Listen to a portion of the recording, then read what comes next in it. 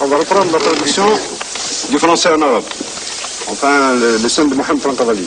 J'ai grand besoin de tous ces mots. Je vends les bras et les cerveaux. Je vends les bras et les cerveaux. En faisant Mohamed Plantavali, c'est opéré pour moi un tournant où j'ai vu que je pouvais effectivement toucher les Algériens par le théâtre. Mohamed prend ta valise, va nous chercher des devises. Pendant qu'on danse et qu'on se grise, avec bouillon chez Monetti. Et Mohamed prend ta valise, Mohamed prend ta valise. خرج لا غير هكذا. Yassine consacra une bonne partie de son œuvre théâtrale au combat de libération des peuples opprimés. La guerre de 2000 ans, Palestine trahie, l'homme aux sandales de caoutchouc, les rois de l'Ouest.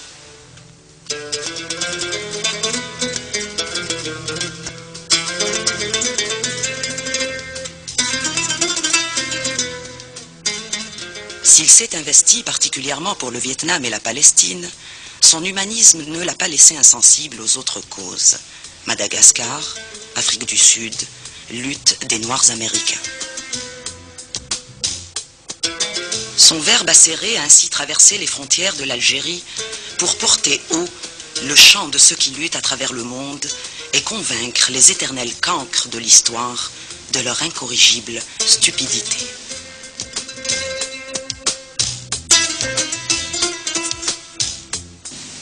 Et alors, à partir de là, ça devient l'autocensure. C'est ce qui explique l'apathie, c'est ce qui explique le découragement, c'est ce qui explique le marasme. Il faut donc profiter de cette rencontre pour protester contre cette censure. Pour faire admettre une fois pour toutes que le théâtre ne peut pas vivre sans une liberté totale d'expression. C'est le public qui doit juger, ce n'est pas la commission de censure. Et d'abord, qu'on permette au public de voir une pièce, et si, dans le public, s'élève un débat, tant mieux. Est-ce que nous avons peur des débats?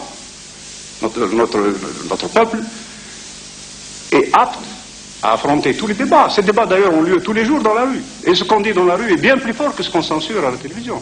Que te dire? Je suis moi-même en proie aux affres de l'angoisse et je dois faire un effort continuel pour ne pas succomber à la mélancolie. Je me retrouve avec moi-même, redoutable rencontre. Bien des choses alors reviennent à la mémoire.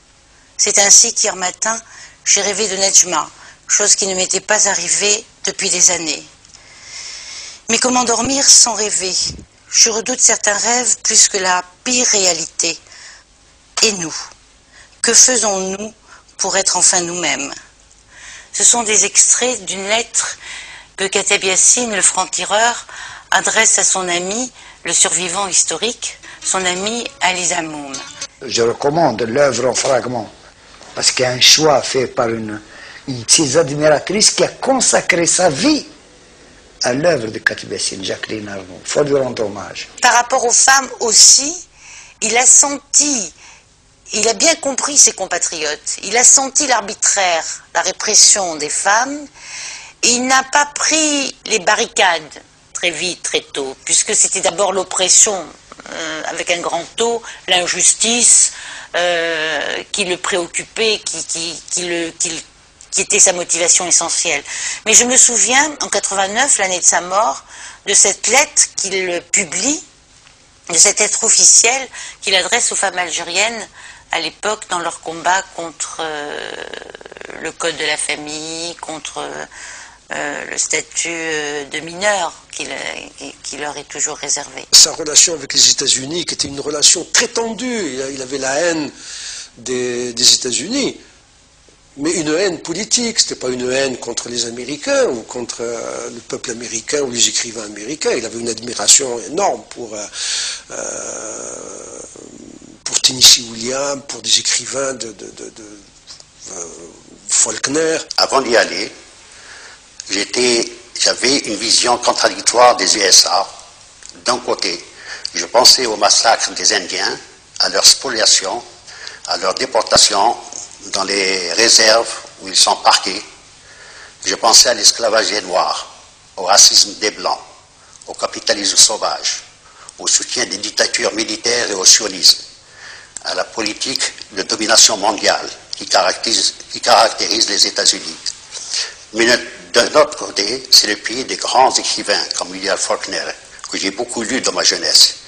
Il y a aussi la Révolution américaine qui a été sous-estimée. C'est fait une grande révolution puisqu'elle a fondé une démocratie bourgeoise, évidemment.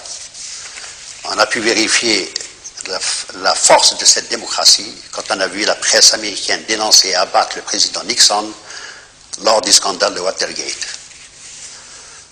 Mais les Américains du Vietnam, les Américains qui intervenaient au Chili, qui intervenaient à Grenade, qui intervenaient un peu partout dans le monde, ou qui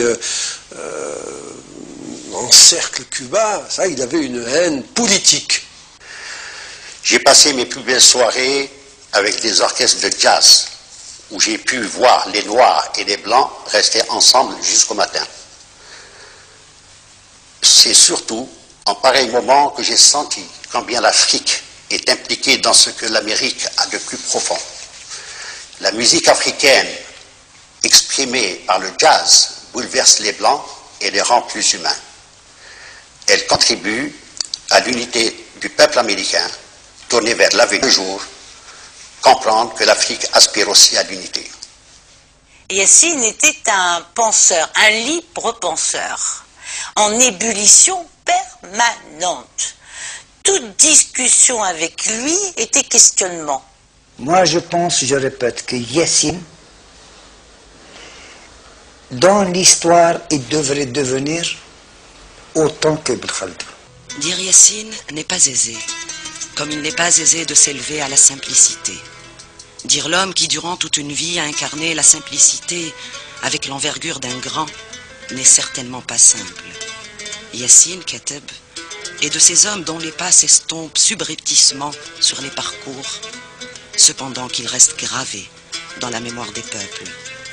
Dire Yassine aujourd'hui, c'est interroger cette mémoire sur l'insouciance des rires d'enfants, sur les élans généreux et les itinéraires tumultueux, enfin, sur les regards sereins.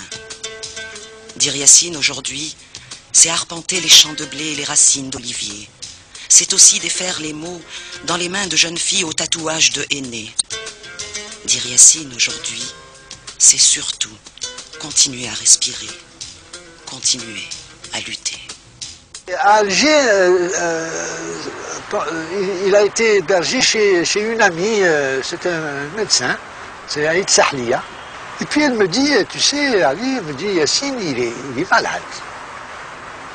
Il est malade, il est pâle, et c'est pas seulement de la fatigue. J'ai pas l'impression que c'est un truc de fatigue, quoi.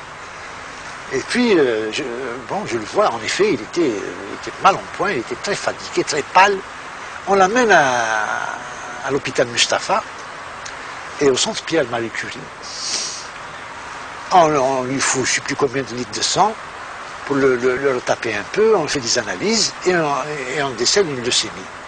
Je me rappelle, le médecin il dit, si c'était moi-même qui est malade de cette leucémie, je ne ferais rien. Mais nous, on s'est dit, on va faire quelque chose, et on l'a envoyé donc en France. Et puis le lendemain, il faisait chaud, c'était l'été. J'ai dit à Yassine, si tu veux, on te prend dans une ambulance. Il me dit non, il me dit, je veux pas d'ambulance. Et je veux pas de cortège. On arrive à l'aéroport, pour la première fois de sa vie, ils lui ont ouvert le salon d'honneur. Et c'est à Moscou que j'ai appris le décès de mon ami Yassine. J'étais avec Zarouki lorsque l'ambassade m'a annoncé le décès de mon ami.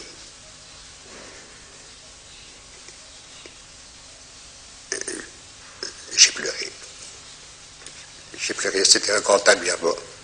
Je suis allé à Grenoble pour le prendre et le ramener chez lui, à la maison Algérie.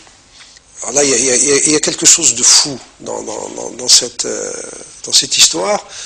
J'ai rencontré Nejma le jour de la mort de Yassine. Je l'ai rencontré à l'aéroport de Marseille parce que tu vois, parfois la littérature produit elle devient, il y a un passage de la fiction à la réalité comme ça, de façon complètement insensée, de façon complètement folle. Et le lendemain de la mort de Yassine, c'est Mustafa Kateb qui meurt. Mustafa Kateb, c'est le frère. Et donc il y a les 2 cercueils à Marseille, et Nejma est venue chercher son frère, et elle trouve son cousin. Et je l'ai rencontré dans un monde que le cinéma peut-être n'oserait pas reconstituer, parce qu'on était dans la grande salle du fret de l'aéroport de Marseille, et puis elle est rentrée, moi j'étais près des cercueils. Je me dis, bon, c'est la dernière fois avant l'embarquement dans l'avion, peut-être que je ne le verrai plus.